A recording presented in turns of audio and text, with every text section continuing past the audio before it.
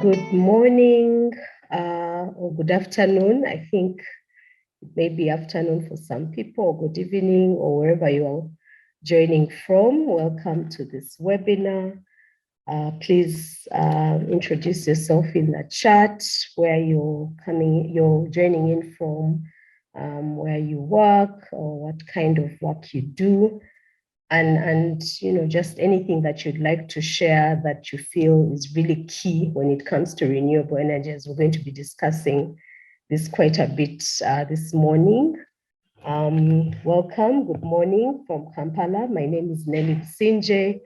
I work with the Publish What You Pay International Secretariat as the Member Engagement Manager for Africa. I'm based in Kampala. So welcome to those who may also be in Kampala, but in different spaces. As we kick off, I just wanted to make sure that everyone is able to hear, but in the meantime, please post in the chat where you're joining us from and the organization or entity that you work for. We look forward to having a very good discussion today.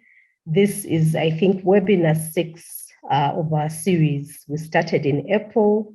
I think we had about 2 webinars in April. We had 2 at the Alternative Mining Indaba in Cape Town in May, and then we had 1 in June last month on the geopolitics on energy transition in Africa. And now we are talking renewable energy. And so we look forward to a very interesting discussion. We have a very diverse panel, a distinguished panel, and we look forward to learning and hearing from each other. This session is really talking about renewable energy in Africa in the context of a just transition, energy access, and Africa's sustainable development. We believe that this conversation is pertinent. As you all know, COP27 is around the corner, and so everyone is talking about the transition from what we've been discussing that for a couple of months now.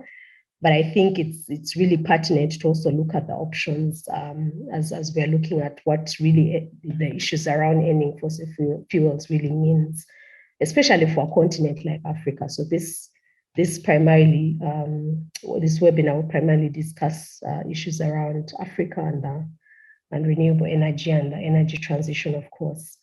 As we start to kick off, I am going to invite Silas Olang from Natural Resource Governance Institute to give us some remarks, and then we will kickstart our webinar. Silas, you're welcome. Thank you, Nelly.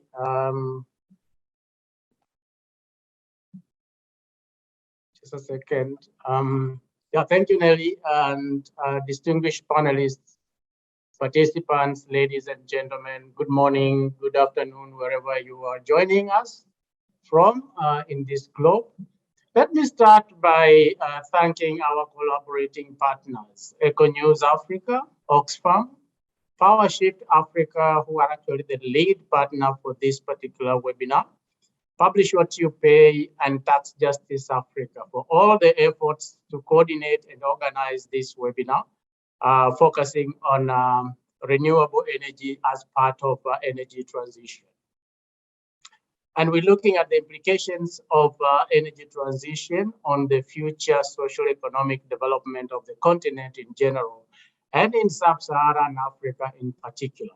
I commend your strong collaborative spirit, leadership, and commitment to bring diverse stakeholders to share perspectives in advancing sustainable development agenda. A shift from economic systems that is dependent on fossil fuels to renewables is a global imperative. Renewable sources of energy and efficient energy systems are not only important and valuable options for energy supply, but also key for addressing global challenges, including universal access to energy security, climate change, poverty eradication, and ultimately sustainable development. There is no doubt that Africa has a unique opportunity to benefit from low carbon development pathway leveraging its potential for solar, geothermal, hydro, hydrogen, ocean tides, among others. Africa hosts 60% of the best solar sources globally, yet only 1% of installed solar photovoltaic capacity exists in the continent. This is according to Africa Energy Outlook 2022. The continent is further endowed with significant deposits of transitional minerals, lithium, graphite, cobalt, nickel, copper, and rare earth elements, of all which are essential for renewable green energy technology. Despite this comparative advantage, unfortunately, the region has the lowest electricity generation capacity and experienced the most acute form of energy poverty in the world. Over 600 million people live without reliable access to electricity, while 970 million lack access to clean cooking energy. According to Africa Economic Outlook, Africa is the least recipient of climate financing so far. Investment in storage technologies to ensure grid reliability is probably one of the major concerns of policymakers in the region. Hence, some pessimism we're seeing around about energy transition. Equitable access to global climate financing schemes and addressing the intermittency of renewable power will be key in raising renewable energy uptake in Africa, particularly sub-Saharan Africa. Several African countries have already taken necessary steps to scale up renewables, such as adoption of support policies, investment promotions, and regional collaboration. So just energy transition to sustainable energy should ensure universal access to modern energy services, help alleviate current vulnerability of national and regional energy sectors, and create decent jobs for the growing youth population in the region, and also open up opportunity for developing local industries if the great people of this continent have to realize their aspirations of a prosperous Africa based on inclusive growth and sustainable development. I hope this webinar provides an opportunity to build momentum and strengthen dialogue on policy, technical, and entrepreneurial approaches to accelerating universal energy access, to reliable access, enhancing a use of efficient and renewable energy technologies in Africa. I wish you a very fruitful discussion and thank you very much. And over to you, Nelly. Thank you, Silas, for your remarks. Keywords I had there were reliability, affordability, accessibility, when it comes to the discourse around renewable energy, especially for Africa. If we are talking about the transition, are we really ready to tap into these other sources of energy? And as we get into the next discussion, the next presentation, I just want to introduce our next speaker, Professor Ben Mock, who will give us a context really around renewable energy in Africa and the sustainability around that. Professor Ben is a professor of climate change, natural resource management, renewable energy at Jaramogi Odinga University of Science and Technology in Kenya. He's presently the director of the university's Directorate of Research, Innovation and Partnerships. He holds a postdoctoral degree in climate change and renewable energy from the University of Edinburgh in the United Kingdom. And I think I'll leave the rest of your profile to you, Professor Ben, if you want to add and introduce yourself again to the audience, but I would love that you kick off with your presentation. You have about 20 minutes and feel free also to share your presentation and share your screen. Over to you, Professor Ben. Thank you, Nelly, for that introduction. And I also want to thank Silas for giving us that, opening remarks, very informative. And I think it covers a lot of what are the areas that I really want to cover. And just one more time to thank you for inviting me to this, consortium. And I'm happy to share with you what I have on renewable energy. So I'll go straight, because of time, I'll go straight to my presentation and share with you. I hope it's, but I need to have it on a slide mode. 1 minute. Yeah, I think that's fine. Yes, that's okay. Okay. So for the next 20 minutes or so, I want to share with you on the issues around renewable energy. And actually, the question that I want us to think around is it an option for Africa? We know that when we are talking about renewable energy, when we are talking about fossil fuel, we are all aware the enormous capacity and resources that Africa is holding in terms of fossil fuel and renewable energy. And this makes us a little bit confused. Which pathway do we take? Do we go the fossil fuel, as many of us or many in this continent are advocating that it's time for Africa to use all its resources, including fossil fuel, for development, or should we think otherwise? So this morning, I want us to consider what renewable energy can offer and ask ourselves, is it a possibility? Is it an option for us? And just to kick us off, I've just briefly looked at the background on Africa and with the projected growth rate, and to see that we may be around, the growth rate is going to be about 2.5 by 2050, and 80% of this growth, the new growth, is going to come from sub-Saharan Africa. And this is giving us actually a very grim picture that with this big growth rate, how is Africa going to meet this demand? Africa, as we know, is the fastest growing continent as we present, and also the youngest continent. But despite that, our consumption of in terms of capacity of energy is still very low. And we are talking of well over 600 million people still lack electricity. These are not figures that are new to any one of us. But Africa needs access to electricity, to energy. If we have to talk about achieving the sustainable development goals, then we cannot do this without energy. And we know how much energy can unlock in terms of development, human health, and general well-being. This is a case that was very clear during the COVID time, and a lot of areas we realized that because we don't have that access to energy in the rural areas, we could not even have refrigeration facilities around our health centers, and this really affected Africa.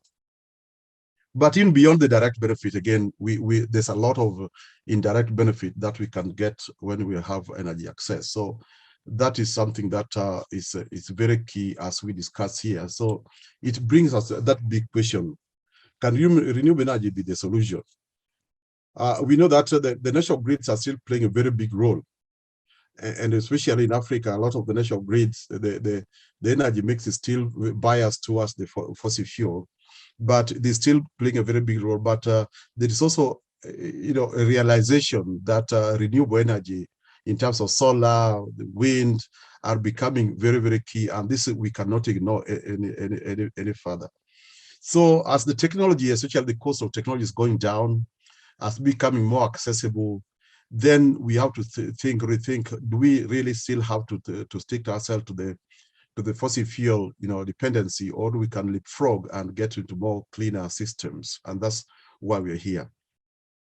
Looking at, I've talked about the cause and the options that we have for renewable energy because of the decentralized system. We know the type of settlement system in Africa. I've been to many parts of Africa, and for Kenya, for example, you drive for 10 kilometers, you don't see a single home.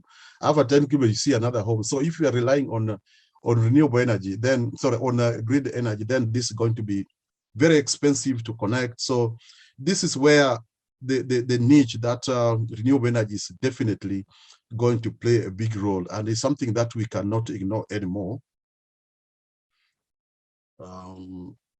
Okay, that's moving. So in terms of the cost, actually, there's also all evidence that even though the current cost in terms of renewable energy is higher, but things are progressively going down, and also looking at what I mentioned around especially the diesel generators and what they can do to our environment and climate change, then this makes definitely we have to think about renewable energy. And the fact that renewable energy can come in modulars and individuals, and there's a lot of many ways that you can design the system. So it's not just must be like the national grid. It must be national grid and to the homestead. So it gives us that flexibility of designing a system that can work for different conditions. But is there a business case for it? And because this is something that for us is very key, we are, for those who are in the other school of thought that renewable energy is the way to go, and the other side, I think that fossil fuel, we have to use our resources. Then the question boils down to what's the business case for it? Is this something that we can justify, or is it just a sentimental, emotions or feelings that we have for us who are in the environment and want to protect the environment, which is good enough, but what is the business case? So in the next few slides, I've just picked a few key issues to look around the business case. So I'll think about things like the job creation and livelihoods. I'll think about what renewable energy can provide in terms of the kilowatt hours and in terms of achieving of the SDGs. So I've picked just a few issues, definitely not exhaustive. We cannot exhaust in 20 minutes, but first looking at the job creation and renewable energy. That's the one area that was very interesting for me, because this is one area that is very important for Africa. Then I briefly just look at the world and how the renewable energy jobs around the world. And looking at the table below, you can see that is largely biased towards the Asian countries. But you can see overall, there's so much jobs that are created by in the renewable sector, and this are at a global level. And also looking at, when we go further and looking at the situation in Africa, and this is why I thought of looking at the job creation in Africa, because Africa, the job market is very, very bad. The rate of unemployment is growing, and according to some reports, so that to be able to absorb the youth, we need to produce around 12 million to 15 million jobs every year in Africa. And that is enormous. That is enormous. And looking at the industrialization and manufacturing and agriculture in Africa, Africa is still not in a position to create all this job. So due to this, we found that African youth, especially the youth, who are entering the new job, people are entering very low quality jobs, and people are more of the informal sectors. People are giving up. Actually, a lot of people are giving up. I was reading some articles. Of course, I'm a teacher at university, and many people are now even shunning going to university because they don't see any need of going to university anymore. You are in university, and 10 years down the line, you have not got any job. Then, so the Africa Development Bank says that unless really we have very tough options, we are looking at 100 million youth Africans who are employed by 2030. And you can imagine that is a time bomb, 100 million youth doing nothing with all the energy that the youth has. Then this is telling us that it's time for Africa for action, and renewable energy has got enormous potential to contribute to this. According to Arena, you can see that the new energy can create about 12 million jobs who are getting industry, both directly and indirectly, by 2020. That's good news. And I've also looked at several cases, but one of the biggest areas that can contribute jobs is solar PV. Right now, we are having about 4 million people, in Africa that are employed around the solar PV, and it's growing. It's a growing market, and that tells us that renewable energy can really address the issue around employment around Africa. I've given yet another, figure there, and you can look at various, energy sources: solar PVs, the bioenergy, hydropower, wind energy, solar heating, cooling, and all others. And you can look at the jobs that are available, that can be created just by that. So again, in terms of job creation, and we know that job creation is about livelihoods in Africa, then there's a big potential. There's some other data looking at different situations in Africa, taking different scenarios, looking at 1.5 degrees, the current policies, and what the different policy pathways that we are looking at can create in terms of jobs. So it seems that additional 85 million energy transition related jobs can be created by 2030. Again, that tells us that in terms of job creation, in terms of livelihoods, there's enormous potential in terms of in Africa. So South Africa distributed renewable energy industry has the potential to create millions of jobs. That is true. And here we are just giving a few examples of the jobs that are created. But I want to look at more to the third bullet. Say that furthermore, the green energy sector has been shown globally to have a far greater employment multiplier than the fossil fuel. And the figures are there for us to see. That fossil fuel industry creates 2.4 jobs per $1 million and investment. And whereas in clean energy is actually 7.5, which is there's a big difference between 7.5 to 15 jobs for the same amount of investment. So this tells us that Africa really need to think, essentially given what the projection of the employment of about 100 million, Africa really need to think seriously about embracing renewable energy, especially the off-grid system and the potential of employment that they can create.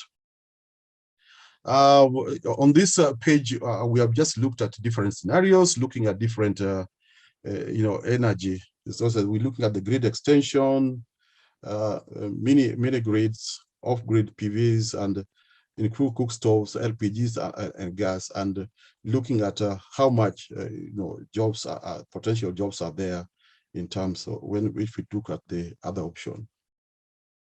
Again, in terms of jobs, looking at the different energy grids, power generation, electricity hybrids, and all that, and then looking at the amount of by technology and occupation and skills, and how much jobs that are also available.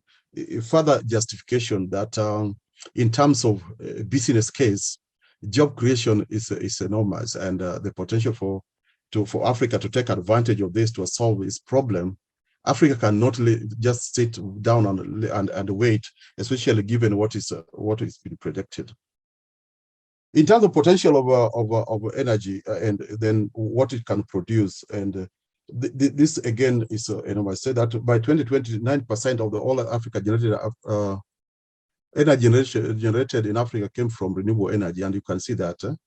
And of course, hydro is good. But again, it's giving here the different scenarios and how renewable energy, the amount of renewable energy that Africa can produce, amount of energy that Africa can produce from renewable energy sources. And looking at that, that is something that if we are looking at universal energy access and the potential that we have in terms of renewable energy, then Africa is able to actually meet its energy requirement if we use this. Of course, there are people that don't believe this, but Africa will need to do more to engage with our leaders, have the right policies and all that, to make sure that this potential actually is achieved. But in terms of the pure potentials, you can see how the enormous potential that we are having. I've also picked a few indications here, data on carbon abatement in terms of carbon emission, how much can be saved, and looking at this figure here telling us that 36.9 gigatons of carbon dioxide can be saved, and it goes ahead.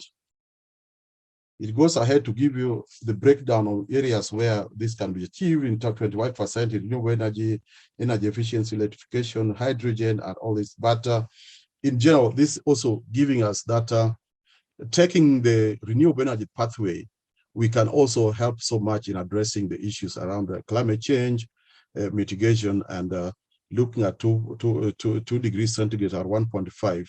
Then this can help not only Africa, but also the rest of the world.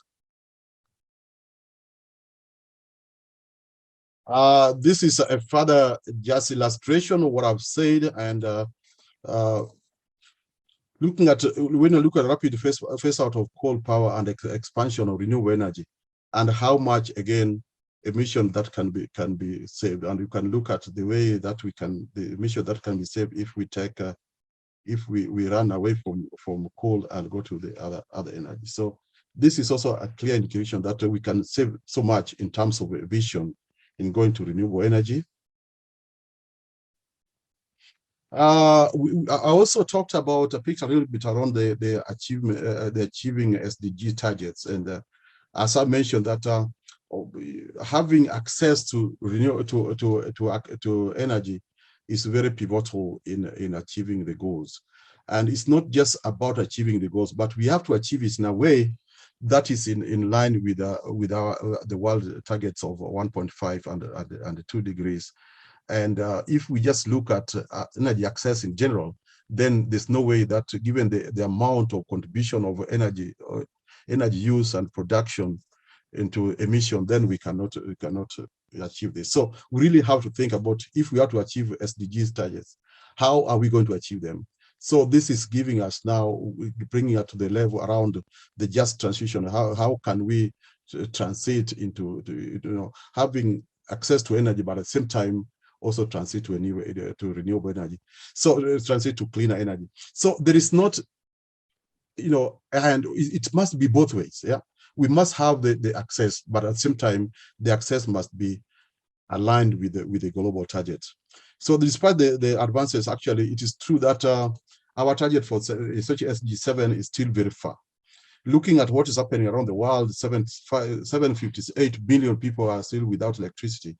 We have talked about in Africa, we are talking about 600 million. And this tells us that unless something is done and done very urgently, we are still very far from that. And in these figures, we are giving you indications of on the energy access and the gaps that are there. And you can see there are huge gaps if we are to achieve this by 2030. And our current trajectory, what we are using right now, is not going to help us. We really have to double our efforts and think of using all the resources that we have, and especially the renewable energy, because we know that Africa has got abundant renewable energy, and if this can be used effectively, it can help us both to achieve the energy access gaps, and also at the same time also go towards the greener pathways. This is also showing the population around Africa, those who have access to energy, to modern energy services. Again, and looking at the different region is not different. Look at what's happening in West Africa, the green part, and East Africa, the blue part. Almost every part of Africa, we don't have enough access. And so again, we have the resources. The same comparison as is also done here in different countries. We don't even need to go to the details. It's very clear that the gap between what is required to achieve the universal energy access is still very far. And we really have to look at what we are doing, and see how best can we use the resources that we have. Then after that, I've looked a little bit around the divestment. It's very clear that that renewable energy is the way to go. And I've just picked a few areas that you have seen.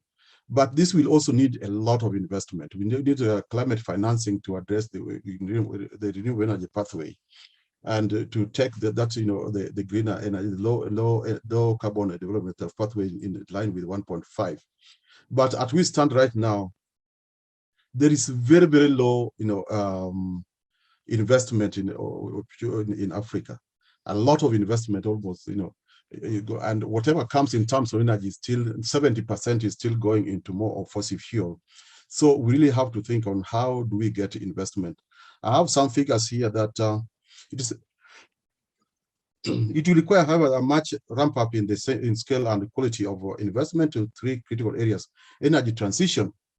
If we have to achieve our goals, we have to think about investing in energy transition and related infrastructure that can give us sustainable energy, investment in climate change adaptation and resilience, and restoration of our natural capital. These are key areas that are quite interrelated. If we cannot address renewable energy or energy access without addressing our natural capitals, we cannot address about the natural capital without addressing adaptation and resilience building. So these areas are areas that we really need investment. But these are the figures that stand there, and it can give you a very gloomy picture. That according to some estimate, Africa needs about 200 billion per year by 2025 to close to 400 billion per year by 2030, if those 3 pillars are to be addressed. But according to this estimate, it's indicate that 1.125 trillion of direct capital investors are needed to transform the global economy and avoid the worst physical impact of climate change by 2050. Of this, about 34 trillion of investment is needed by 2030, out of which 1.7 trillion of this amount is required in sub-Saharan Africa. But if you see what we have right now and the amount of money that is required, if we have to think about the transformation, the transition, then it can tell you that we are still very, very far. So this equates to about 100% of the regional GDP. I mean, what we need for renewable energy, what we need for energy transition is equivalent to about 100% of our GDP. So it means we need all the money that we have to address this. So I think this tells us that we are still very far in terms of investment, and Africa must think twice, as much as we also think of getting support from our international partners. Africa must also take its stand and bring up the right policies, the right institutional framework. We are very good in Africa looking at the policies, and I've taken my time to look at the NDPs, especially the upgraded NDPs, and what Africa is proposing. They are really marvelous. But do we have that political will? Do we want to put our money where our mouth is? So I think it's something that we really need to think about. So in this other statement, also just to emphasize, Africa Development Bank is also giving its own estimate that we require about 64 billion euros annually for renewable energy if we are to achieve what we want to do. And also IRENA is also giving the same. So it's that the potential is there. There's no doubt about it. But do we want to put money? How would we put our money so that we achieve this potential? And we are also there's also areas that identify where money can be put and which type of investments are required. In terms of technologies, we need the governments to invest more in terms of technologies and corporate sheets. That's the type of technology research. Then there's technology development, which also corporates can also play a big role. Venture capitals can also be very important in those areas. Looking at the manufacturing and scale-ups, we need about of the private equities, public equities, and markets to drive this. The roll-up capital, the assets and finance, then that's the area where we need a lot of credit facilities coming in. Yes. 2 minutes to conclude. Thank you. So those are some of the channels that we need really to think about different technologies and what is required. So finally, how do we close this gap? That's the last question that I asked. So I mentioned this as I'm passing, but just looking at that, this is a very important issue, and Africa must put its house in order. We must put institutional structures, ambitious plans that we have in NDCs, but that must translate into action. We also must mainstream, access and at national and regional priorities. Of course, there's a lot of effort in the national and regional priority, but the same way that we talk about the COVID and everything, I think it's much more emergency than all this, because all this rely on energy. We also need to think about how do we bring in the private financing, especially home system is doing very well, solar home system, but these are areas. So things like off-grids are very, very good for private financing. And so we need everybody involved. We need the right policies and to, especially when you're looking at financial systems, then we need to write policies to make the more competitive tendering system, contract enforcement, revenue. So all this environment is required for us to mobilize resources and achieve the goal. Mobilizing a required level of finance will mean taking advantage of sources of financing for clean energy. So we have to take all, we have to consider all sources, international processes like clean global finance mechanism. Africa must take advantage of this to make sure that we achieve. And finally, achieving universal energy access will involve significant commitment from political leaders, especially development policies and regulations. We can say a lot, but we need political goodwill. Otherwise, everything will just be policies and, but nothing, we are going nowhere. So as a concluding remark, I think that Africa need to stay together. Let's put our money where is, so make sure that what is put on those papers are actually achieved. Thank you very much. Thank you, Professor. That was a very interesting discussion and very pertinent points that you bring forward. You've given us a lot to chew on. You're making a case for renewable energy being the way to go. And I think it's something to think about. Your last point on political will is very important, because very many schools of thought within our continent, within our governments, do not believe that renewable energy is sustainable for Africa. And so they are going ahead with their big fossil fuel projects. Uganda, Tanzania, Mozambique, and I think also South Africa has a big coal project coming up, believing that perhaps the resources, the finance, the money they get out of that will support renewable energy efforts. But also you make a point around accessibility and affordability, because I think we are at loggerheads here. We want to go clean, but also we need to access, we need to be able to afford it, because many of our communities and our people can't afford the cleaner options for energy. And I think we'll get into that detail a little bit more later. I want to bring in Mohammed at this point. Mohammed is the founder and director of PowerShift Africa, which he formed in 2018 to mobilize climate action in Africa and shift climate and energy policies to zero carbon. He is an international climate policy expert and ardent advocate for the people of developing nations who are disproportionately affected by climate change, but play almost no role in causing it. Mohammed has had a decade working on global climate policy and advocacy. And I know, Mohammed, you have different opinions also, and you have all these schools of thought, I'm sure, that are speaking onto this issue. And I wanted to give you about 10 minutes for now. I'll give you more time later to speak to this, and also bring out some of the issues that I know you're familiar with, but also speak to some of the things that Professor Ben points to in terms of whether this renewable energy we're talking about, is it really sustainable for Africa? Is Africa ready? Can we afford it? Can we access it? What needs to be done? So yeah, over to you, Mohammed.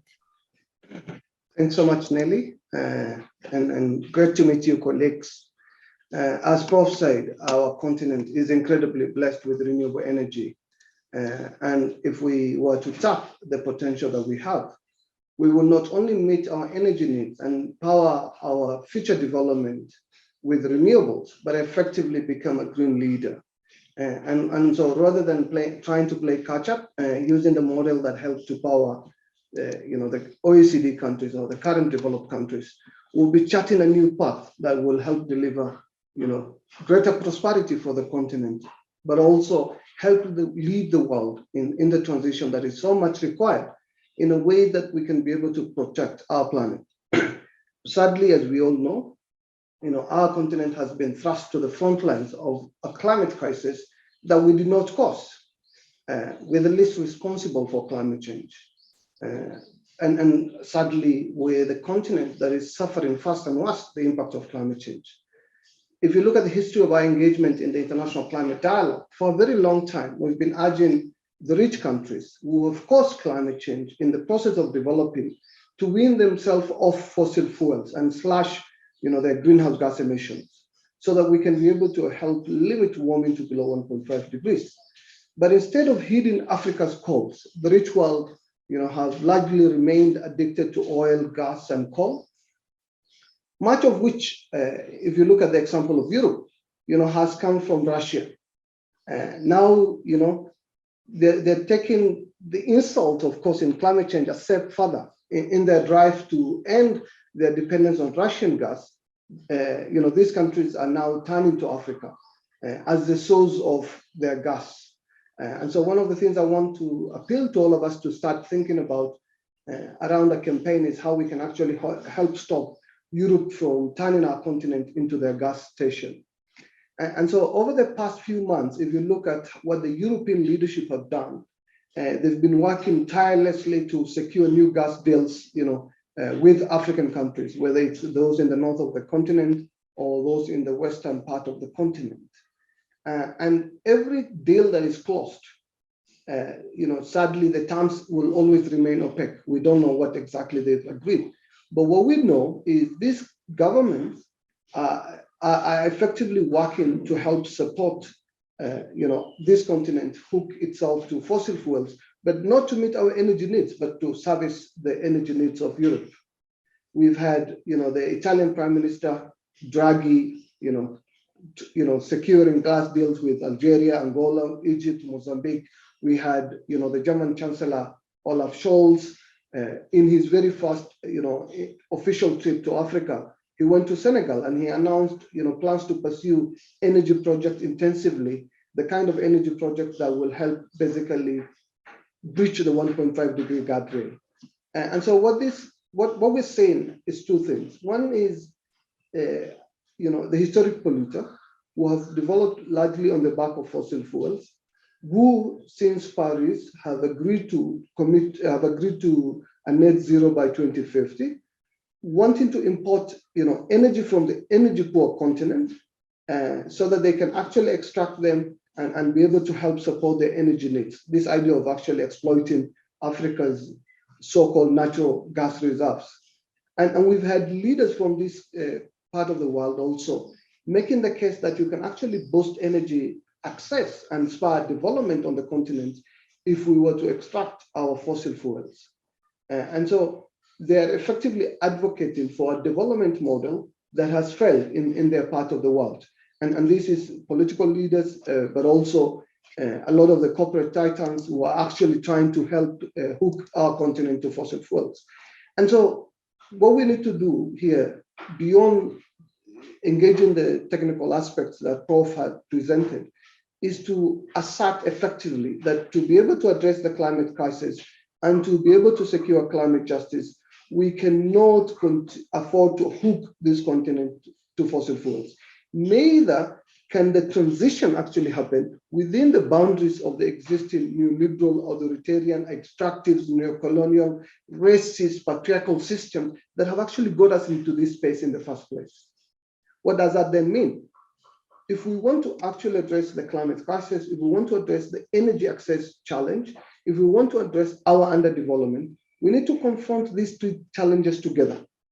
The first thing we will need to do as a nation, as a continent, is to reframe our development so that we can actually define an alternative model of development that moves us away from the colonial and northern models of economic growth that have proven to be a failure. The reason we are in a crisis in the first place, and this is a climate crisis, is because of the model of development the current developed countries have pursued, effectively developing with the rest of the world subsidizing their development and accruing climate debt that has actually caused the climate crisis. The only reason we're now talking about an energy transition is because we've exhausted the finite carbon budget that the planet had.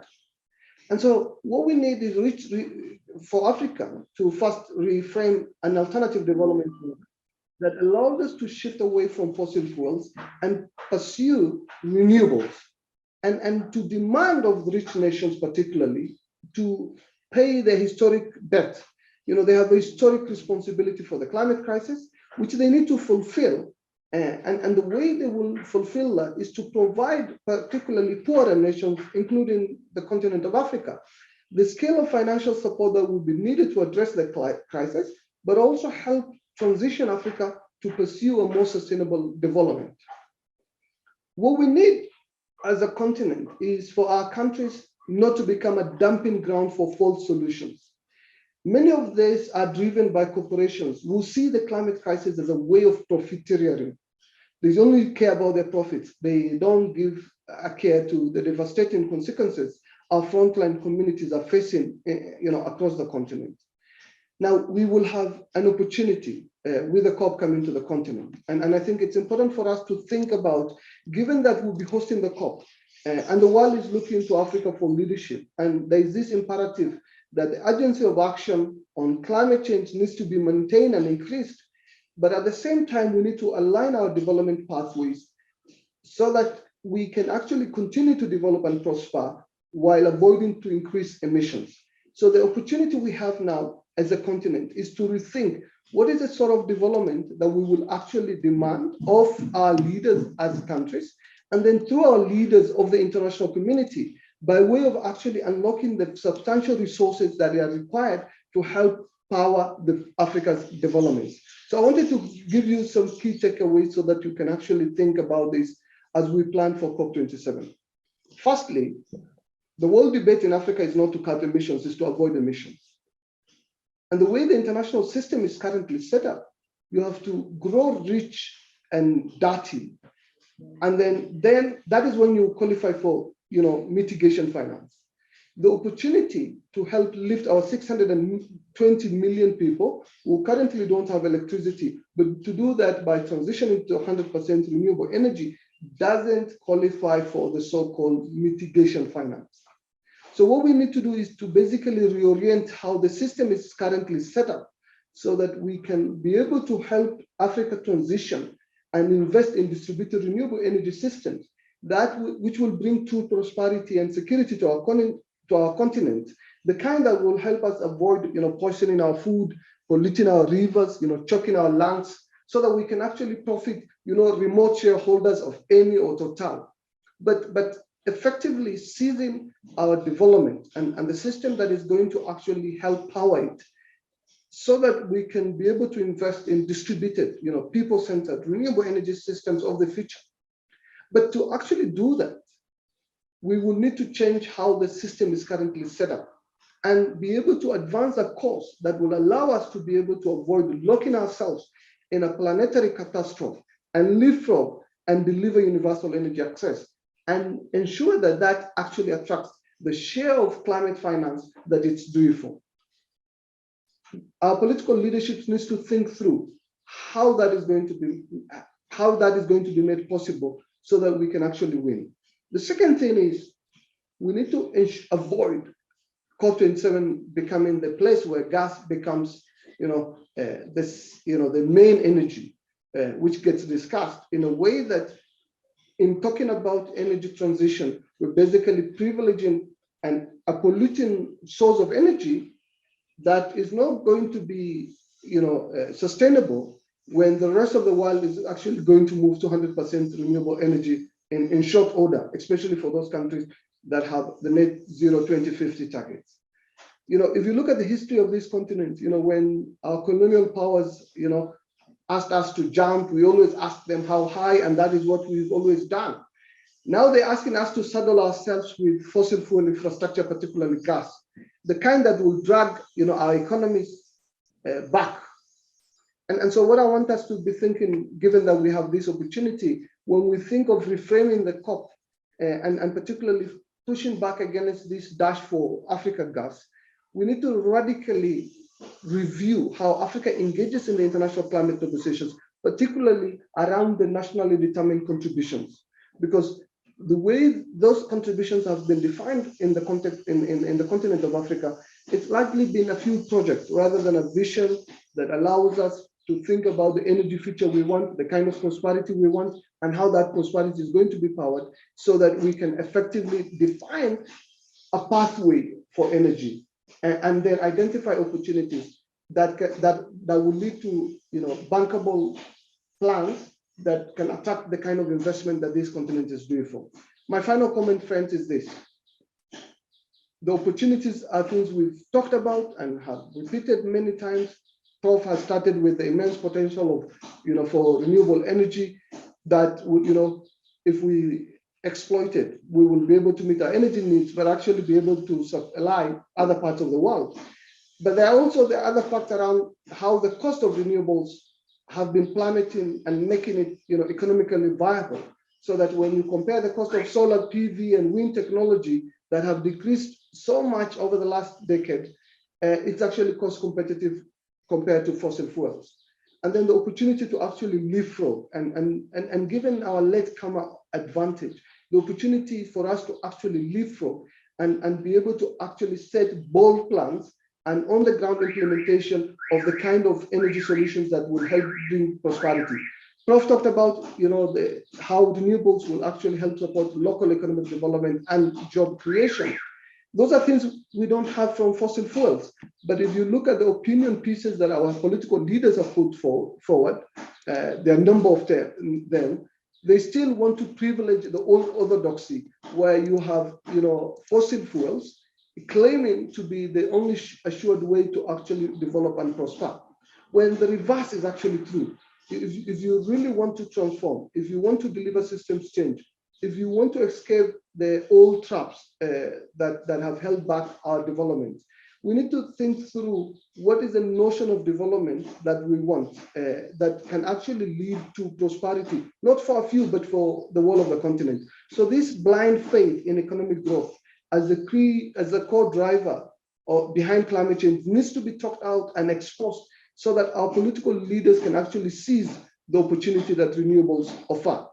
Now, if we don't reorient how COP27 is going to be approached, how it's going to be, how it's going to be negotiated, and how facilitate a process that allows us to use it to accelerate the achievement of the SDG 7 with sustainable, just and inclusive energy transition as the cornerstone of the global, energy transition pathway, we will have failed. So the things I want us to reflect on as a community is, what is the transition we want for Africa?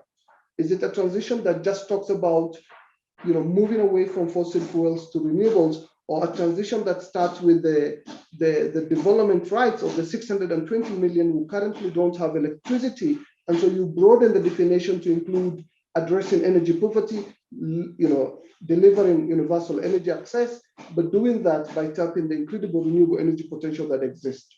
And then putting responsibility on the historic polluters for them to play their climate debt so that we can be able to effectively deliver the transition, because money is going to flow that is going to be competitive against fossil fuels. If you look at the financial flows around energy that this continent currently attracts, 60% is still going to fossil fuels. So we need to change that so that in accelerating the energy transition, we can actually have renewables serving as a reference point, so that when Africa asks for development finance or climate finance, we can be able to attract finance that helps to actually deliver the energy transition that is fit for Africa. And then the final thing is, will we have a unified shared vision that talks about how we will help avoid, Africa turning to be the gas station for Europe in a way that we can actually be able to reform. If we can do those two things in Sharm el-Sheikh, I'm confident we will have delivered the support for the energy transition, but more importantly, the practical actions that will allow us to win the argument, particularly with our policymakers, so that they can be able to get behind us and deliver the transition we require. Thank you so much. Thank you, Mohammed. I think you've provoked us into thinking where we're going with this discourse, but also in terms of how we really engage our policymakers, because like you said, it's quite different with the way they perceive, these issues around renewable energy. You're seeing many of our projects, going ahead with developments, fossil fuel projects for that matter, but also we are looking at how do we make it attractive for even just our people, our citizens on the continent, to really appreciate that this is something that is going to come. The transition will come, whether we like it or not, but are we prepared enough to be able to access the energy sources that we need to go about our, our business, our, livelihoods and things like that. And so now, as we begin to get into the last segment of our webinar, I want to bring in a speaker, Mekrida, sorry, apologies if I pronounced that badly, who is from Tanzania, an advocate of High Court of Tanzania, having extensive experience working in the energy sector, and has been engaging with various stakeholders across the globe in the energy sector, related matters through provision of legal advisory services, technical assistance, and support to clients. And you're also a mentee for the International Finance Corporation Women in Renewable Energy Sector in Africa. And so, speaking to some of the issues that Professor Ben has raised, Mohammed has raised, what do you think really is the stake for Africa, but also just the gender-related issues as well? Because in most cases, women, the communities bear the brunt of many of these choices. Both whether it's fossil fuel related or renewable energy access and all that. So would love to hear from you and some of the experiences that you have and the work that you're doing around this issue. Maybe also in 5 or so minutes, so that we allow time for questions, and then we'll come back to you if you have additional points to make. Over to you, Mekrida. Yes. Thank you, Nelly, and thank you for the panelists that have for their great contribution. Well, in my experience, I think we really need a gender inclusive energy transition. As we all know that women also are not immune from access to affordable and reliable, as well as sustainable and modern energy, But also, as we all know that in all this process, whether it is planning or policies or creating a legal and a regulatory framework, women have to be included. For example, in having equal participation, whereby they'll be included in decision-making. But as we all know that women also contribute in terms of workforce, and as well as being a main consumer at household level, they also need to be included. So as previous panelists speak about renewable energy and how it reflects in the energy transition as well as energy sector in general, I think we really need to understand the concept of having a gender inclusive clean energy sector. We have to ensure that in whatever that we do, women are inclusive, but also having a gender eye lenses in all aspects, from decision making, but also participation, and also be able to contribute women as they might be seen. Another thing, as we all know that for clean energy as potential in Africa and in particular in Tanzania, I think we also need to view it from an economic point of view. For example, when we have women accessing to clean energy technology, it means it will also reduce health risks which are being currently facing women, but also to have skills development as well as training in order to ensure that all women are on board within this transition. And another thing that I wanted also to stress on that point is because when you talk about renewable energy, its potential, but again, how do we put it into another way? For example, what step do we take and ensure that everyone who is concerned in this energy transition is being involved? So having that said, I think also there is also a need for promotion of equal opportunities. As the professor said, that renewable energy might create jobs, but also opportunities where we have to tap as youth, as everyone on it. So through that, also women can tap that opportunity through job creation and that opportunities. But also, we need to bring awareness. You know, for example, as of now, energy transition, it's an agenda that can cut across different places in the world.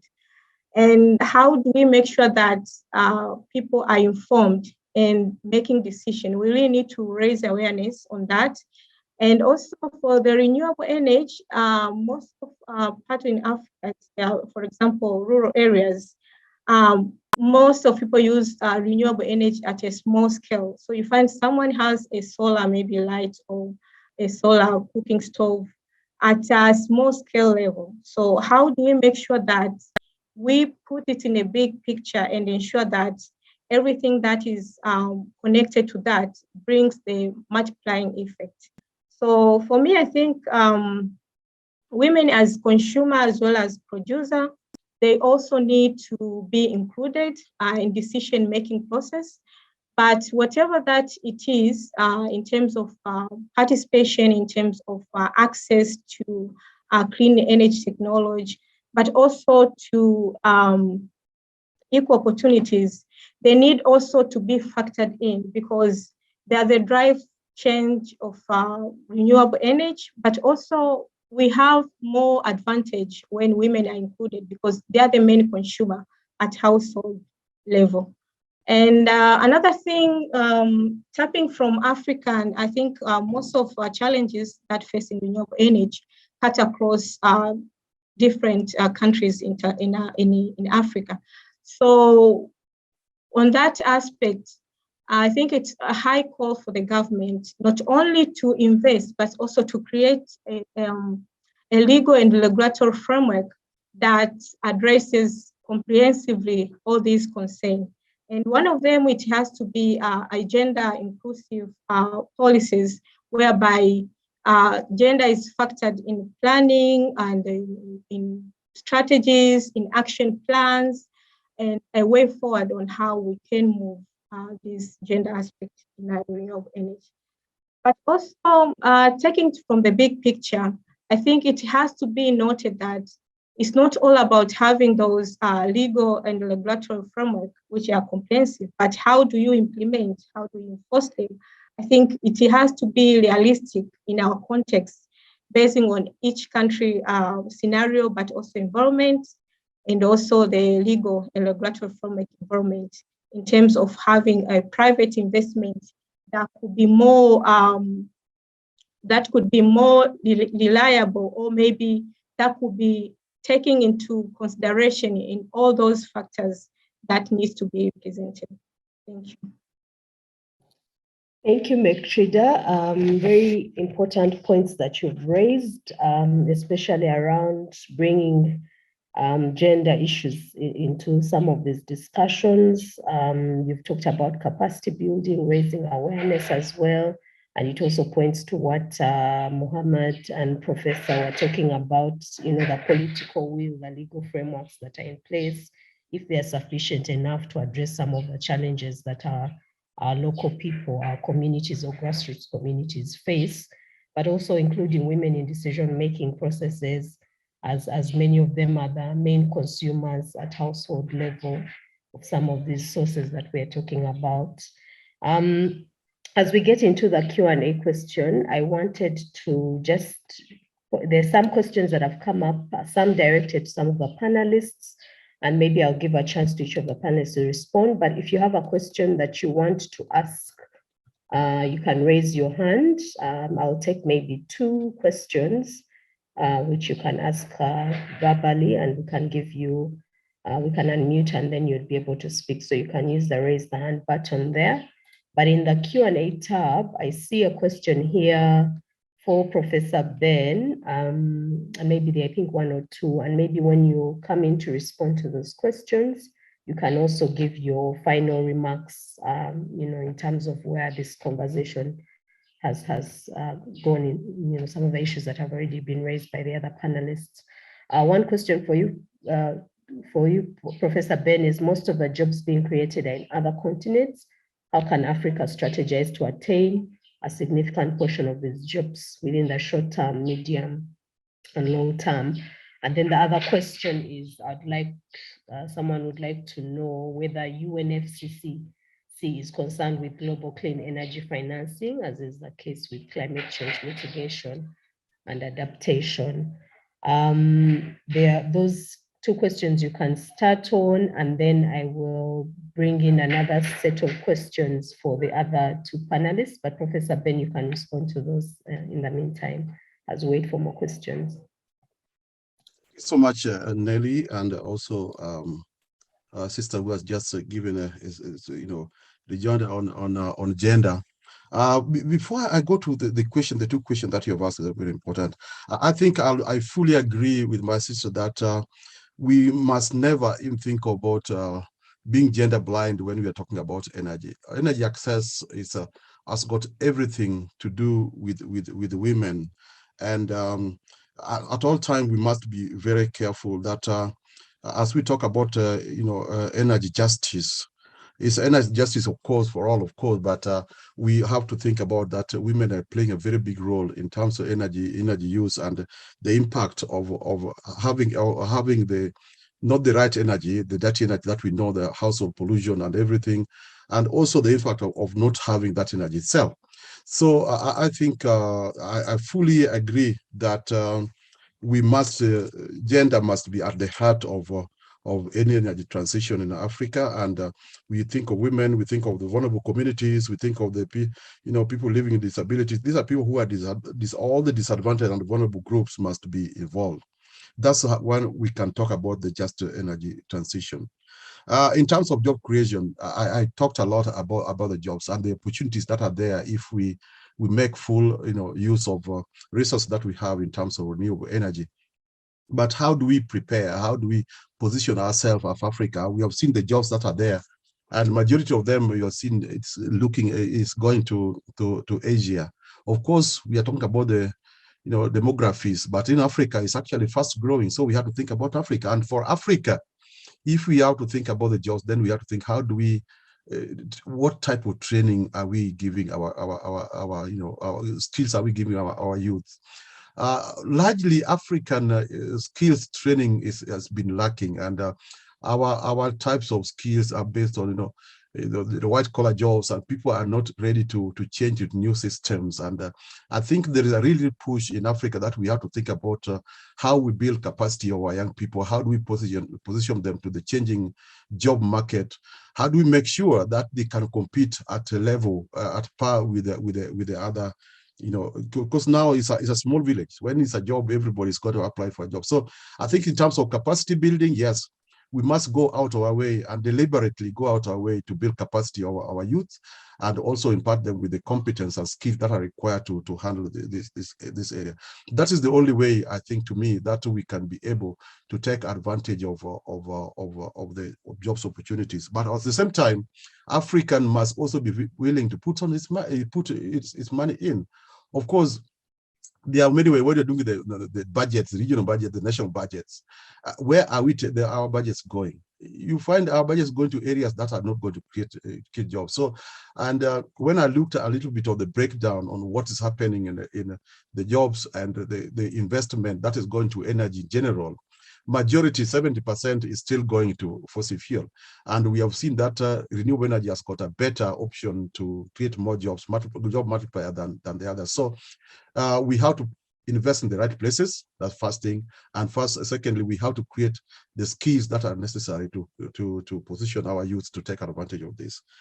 In terms of the financing and looking at the different where UNCF is also involved in this, definitely yes. Which we look at the the 6 pillars, areas that are, there are 8 areas that are covered by the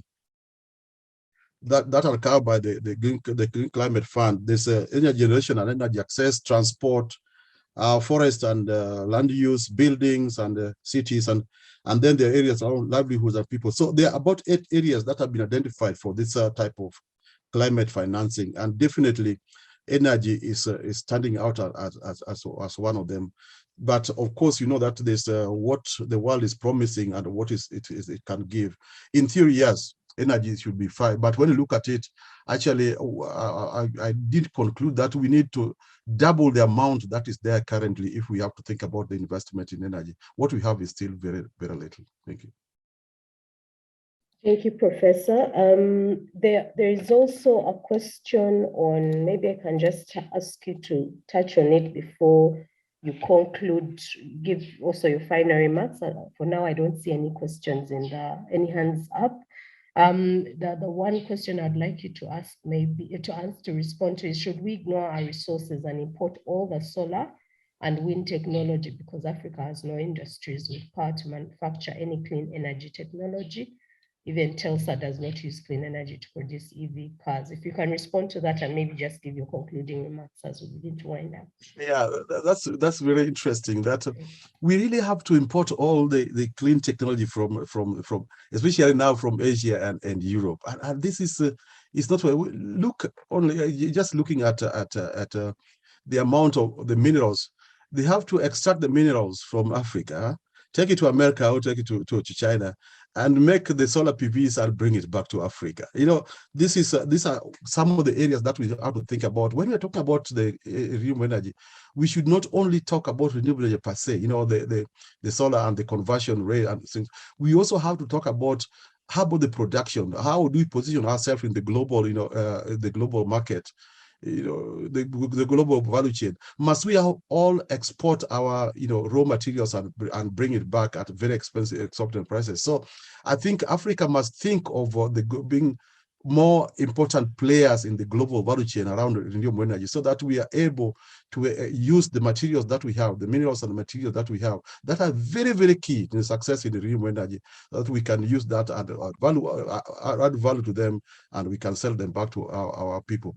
Everything is in Africa, but I think we have always been more of raw material exporters, and then we are importing the finished material. But I think it's a high time that Africa must sit down and think about global value chain and how we can be important players in that. Otherwise, just to conclude, I would say that there's enormous resources. The potentials are there. The figures are working. The figures are working. The finances are working. I think Africa is standing a very, very opportune time to leapfrog and make sure that we change our trajectory, not always being led. This time, in terms of renewable energy, Africa must take the lead. Thank you. Thank you. Well said. Mohammed, I think you can respond to some of the questions or comments I see in the chat on, I think one from Gerald, also some prominent actors in politics, academia, say that renewable energies cannot drive industrialization as a primary need for Africa's transformation. Would love to hear your views on that. I don't know if there is anything we can add to that. There is a hand up for Gideon, so maybe we'll allow you to talk before we ask Frida to give her final remarks and any other question that may come up. But Mohammed, if you can respond to that, but also any other final comments that you have and concluding remarks as well as we begin to wind up. Thank you so much. I hope you can hear me okay. I think yes. There are a couple of things to be said about the energy path that we want for the continent. And this is something we've come back to quite a number of times. I think the first thing I wanted to say is we need to break away from the decades of new liberal, export-oriented economic orthodoxy that has got us into this problem in the first place. If Africa will want to produce and export its critical minerals so that we then import finished products like solar panels or wind technology, we're losing out. What we need to do is foster a model that supports, diversified economies, that enhances self-reliance and allows us to be able to build economic resilience. I think the dominant mainstream discourse has favored, Africa to basically export its raw materials. The whole idea about market liberalization was so that we can open our markets to finished products from other parts of the world. Now, I don't think we will prosper because the whole point about energy, and I think it's important for all of us to recognize when we talk about energy, we're talking about energy as a fundamental element of the economy. And so how we produce energy and who produces energy and for whose benefit has to be factored in the political economy discussion. Because the way our energy is currently produced and who it's produced for continues to leave majority of our people behind. And so it's important for us in this conversation to be thinking about how we will transform the energy economy and make it more people-centered, more democratic, so that it's democratized, and also contrast it with the current highly centralized, fossil fuel energy economies that we have today. If we want to help shift this continent, on a path that is going to deliver prosperity, you will have to think about energy, climate, and development together, so that the economic case we make is going to help result in the redirection of our economic plans towards renewable energy powered societies. I think it's important for us to also not to be naive and fail to recognize that there are some short and medium term barriers that needs to be addressed. Some of these have got to do with our policies, the incentives, the guarantees, the regulations, how credit is affordable and available, because a lot of renewable energy projects will require upfront investments, and those ones are not available at scale now. And so when we help make the case for a renewable energy powered society, I think we need to be thinking about the transformative and programmatic policy approaches that will help deliver it. Because we're not going to win this argument by just telling people, going 100% renewable energy is going to avoid further emissions and help us, limit warming to below 1.5. The 1.2 we're suffering today, we're only accountable for 0.5% of those historic emissions that have cost. And so unless you talk about these issues in the bigger context around who caused, who is suffering, who has a latecomer advantage to help, fast track a rapid transition to 100% renewable energy, but a transition that is paid for by the historic polluter, you will miss these opportunities. I think the knock-on effects have to be discussed, and I don't want us to assume we can actually realize this without engaging the broader, political economy questions that, generally civil society are accused of neglecting. My final point is this: we need to win the narrative. I think the outdated narratives of the past haven't delivered progress, haven't delivered development for Africa. And if we can actually address these myths that some of our leaders are now creating, that implies that there are hurdles for energy transition, without them thinking, if we're going to shift the discourse, if we're going to shift the mindset, where Africa sees renewables as the most cost-effective, but also the smart solution for Africa's needs, we need to, sort of challenge the incorrect and outdated narrative and inspire new ones that will help us actually shift from reliance on fossil fuels and help this continent have the actual opportunities of an equitable transition.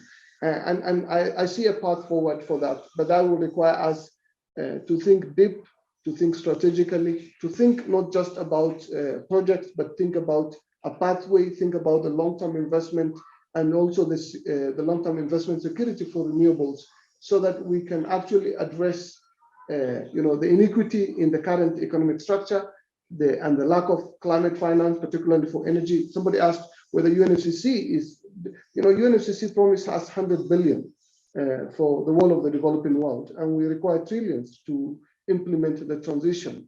And so the global discourse, as it's currently set up, isn't likely to deliver the kind of trillion flows that the global South and Africa requires to be able to actually address the transition. So there's an aspect of strengthening self-reliance so that we can build off our own resources, and then requiring the historic polluters to actually pay their historic debt so that we can actually contribute to solving a problem that they created. Just remember, we're making this transition to help address a problem that was primarily created by the wealthy minority. So when we transition and articulate a vision of a 100% powered society, we are actually contributing our potential, our mitigation potential, to help address a problem that was largely created by a wealthy minority. And so that radical thinking that helps us to address the inequity of the climate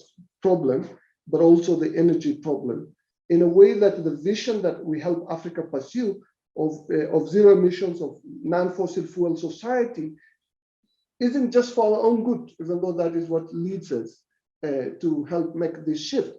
It's also to help address a problem that isn't ours. And so these guiding principles are important for us to help actually win the arguments. Yeah.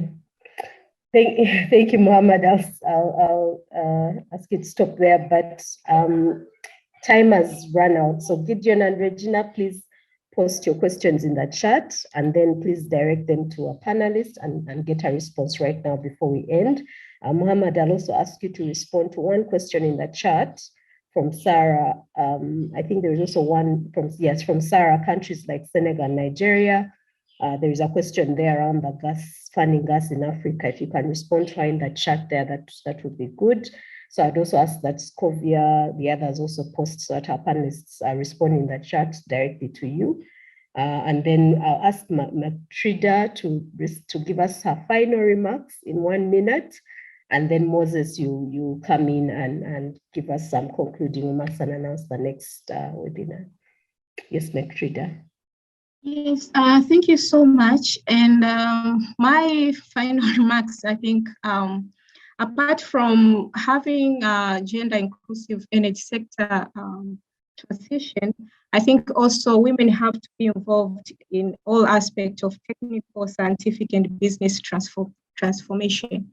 But again, there are challenges that facing renewable energy. So I think it's high call for the government to have a legal and regulatory framework which provides for policies that touches as part of our incentive, as well as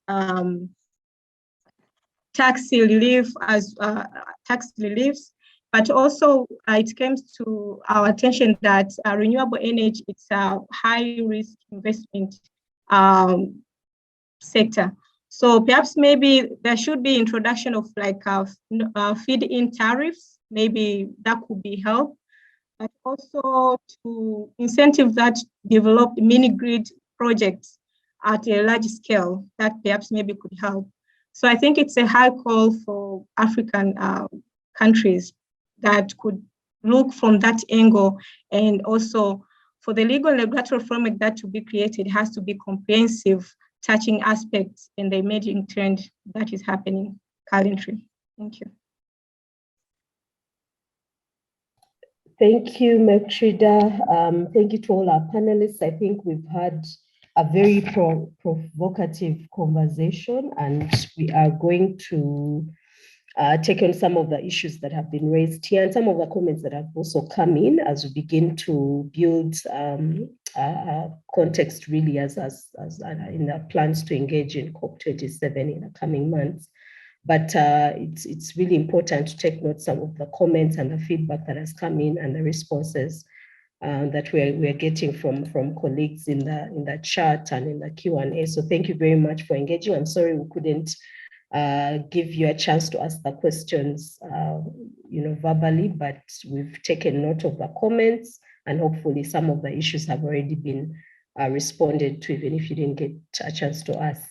So Moses, I will hand over to you to give us some final remarks in less than a minute, and then announce our next webinar.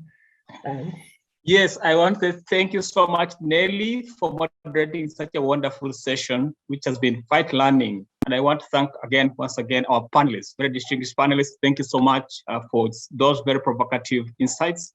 I think what you're learning and what you're taking away from you, all of you today, is that it's not going to be business as usual.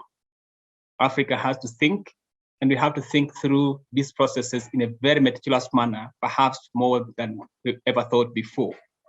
I think as all started this morning, we know that this subject has been quite controversial in the continent, but I think what we are learning this morning is that there's still an opportunity for us, if we position ourselves as a continent properly, perhaps to reap some of the benefits that we have. And I think that's what's very important, that all of us should be taking to COP and maybe taking it also to our political leadership. I want to thank all of you who have joined us this morning.